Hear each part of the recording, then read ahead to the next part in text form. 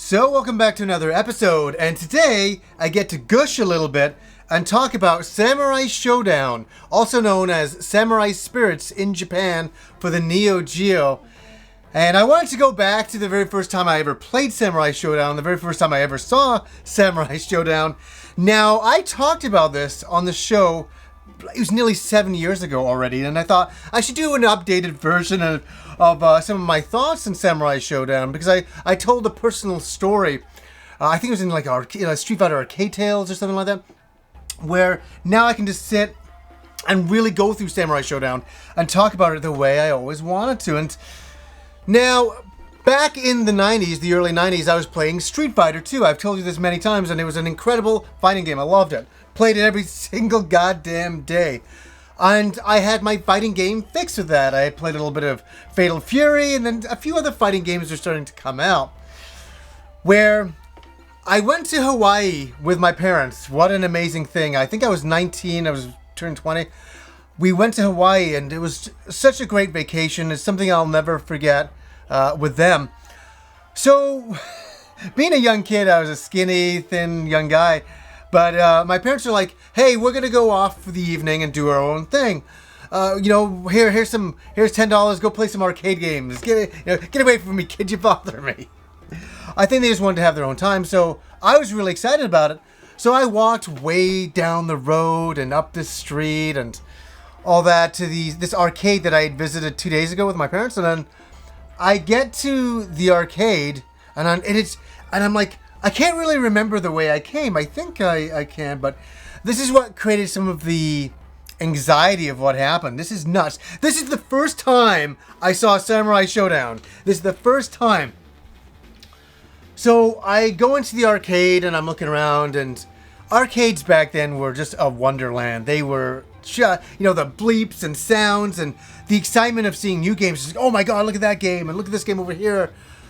And I looked, and there was my favorite Neo Geo red cabinet. And I'm like, oh, great, they got a Neo Geo. That's automatically the greatest thing ever.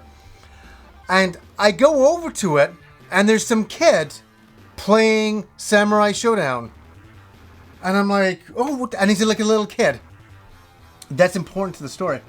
And he's like totally into it. And I'm like looking at this kid playing. I'm like, oh my God, this game is unbelievable. What is this? And he's like, oh, like you samurais and you're fighting. And I was like, he's teaching me about it. And I was like so into it. And it blew my mind. There's like 12 characters, all different types of characters, some monsters, and Gal Ford and Harumaru, and great classic characters that they would be. But I didn't know that at the time. I'm like, this is, and I remember I was almost like talking out loud or something. I'm like, oh, this is like Street Fighter, but with swords, and oh shit, this is so cool. And characters were doing like Street Fighter-esque moves, fireballs, all that kind of stuff. And to me, again, I often use the terminology, it looked like a cartoon. Or an anime or something. I was just like, this is the most beautiful thing I have ever seen.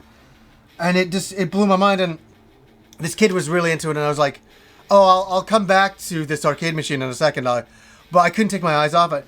I walked away. And then all of a sudden, I kind of am playing some other game. I'm doing something else. I'll never forget this. This is nearly 22 years ago. And I looked over, and I just see all these guys surround this little kid that was on the arcade machine. And I can't quite understand what's going on because I'm playing a game, and I kind of like looking over, like, what? That's kind of weird. And then all of a sudden I hear them saying, yeah, give us your money. And I'm like, oh, this is kind of weird. And what's so funny, I looked at it now, being an adult. These guys were all like super short guys. They had netting in the hair. They're all wannabe gangsters. Real tough motherfuckers in a big group. They were real tough assholes that way. Robbing little kids. Seriously. And so I kind of see what's going on, but there's so many of them, it was making me a little bit like go, oh, Jesus Christ. And I'll never forget, I turn this way, and there's all these guys there. And then I look behind me, and I'm surrounded. I don't even know how many people it was. It felt like I was surrounded by about 15 to 20 people. It felt like that.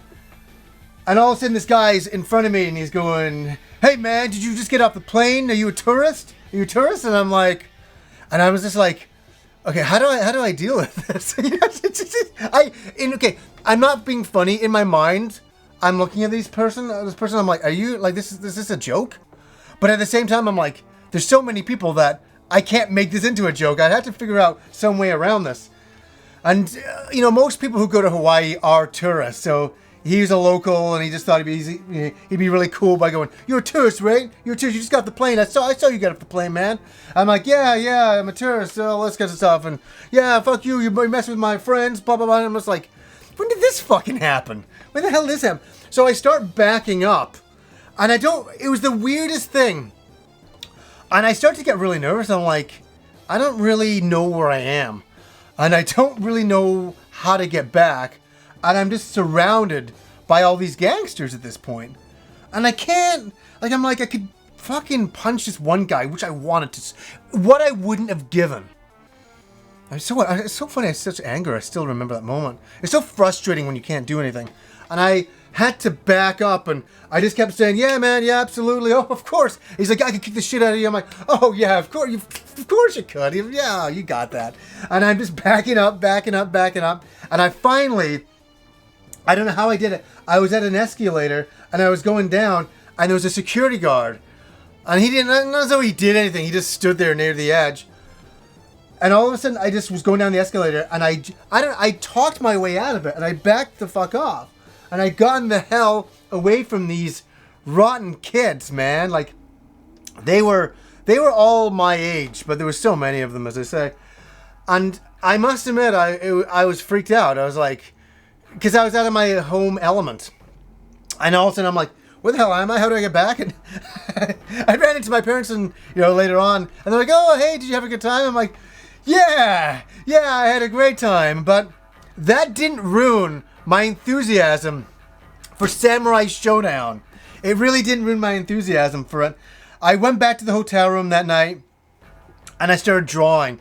And I couldn't go on the internet and look this game up and say, "Oh, what's Samurai Shodown all about?" There was no internet. So all I had is my imagination. It wasn't even in any video game magazines. It just hit arcades.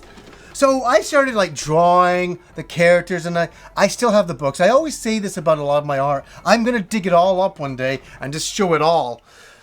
And I just was so blown away. And I remember writing a postcard to the girl I was seeing at the time going, "Oh my God, Sabra, I saw the greatest arcade game ever. I love you too." It had that big of an impact on me. And then the lists. I used to be known for doing lists. And I started writing a list of, oh my God, my dream, right? My dream was to own a Neo Geo home console and play Samurai Shodown at home. So I was doing all the math, and I was like, this is extraordinary. I remember working it out just for the machine and Samurai Shodown. It was $800 or something. I'm like, this is fucking nuts. This is crazy. But you wanted it because it was so unbelievable. You wanted that arcade experience at home, and not that you would be, I wouldn't want it for bragging reasons, but you'd be the coolest kid in the block for a cool reason, that everybody would want to come over and have a great time playing this fighting game. And it really captured my imagination, and I loved the game. I just fell in love with it, and I played all of them after that. But Samurai Shodown 2 is one of my favorites as well, but the first one really made the impact. Seeing it in the arcade that time, and then dreaming about it. Then a local arcade up the road, local 7-Eleven got one, and I was played all the time. It was really wonderful stuff. And what do I like about Samurai Shodown? It was different than Street Fighter. You could play with weapons. That was the big deal, and you could get knocked down, and your weapon would get knocked out of your hand. That was cool. And all of a sudden you were just kind of fist fighting and kicking for a bit until you reclaimed your weapon, which would make you whole again. I love that kinds of stuff. There was so much about it, when characters would get poisoned, the size of the characters. I know I mentioned this quite a lot in the show, but man, the character was the size of the screen. But that was a big deal back in 1993. When I saw Earthquake, the size of the fucking screen, it was intimidating, it was scary, and it was beautiful. It was a really amazing thing to see. And that's, I gotta say, the music in the game is just wonderful. One of my favorite pieces of music is the earthquake theme.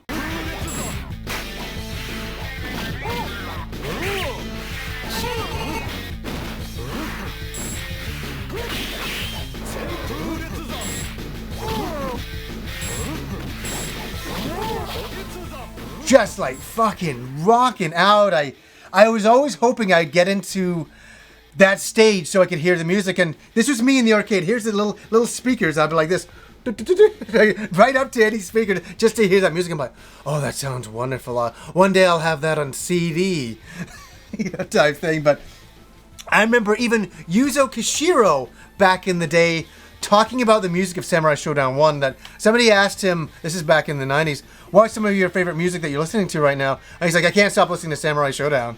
Isn't that funny? Or Samurai Spirits, it would be to him. But yeah, I love the game, and I finally got a home console version. There was a bunch of versions that came out for the Genesis and Super Nintendo, and they had mixed results. It was never this. It was never the Neo Geo game of it. But I finally got, I mentioned it, the 3DO version. That fateful Christmas when I got my 3DO, and did it live up to the hype? Yeah, it did. To have Samurai Shodown at home at that time was like, holy shit, this looks beautiful. It's the best home conversion I've ever seen of it to a console. It looks really, really, really nice. And yeah, it's so funny when I get all very nostalgic when I think back to the Neo Geo, and this used to be the king of the block. This game used to be the king of the kings on the Neo Geo, and it was really something you'd look at and you go, holy god damn.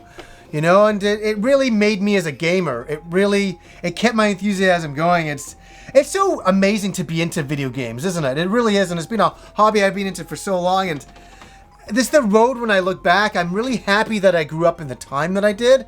I got to experience Samurai Shodown in an arcade and get mugged.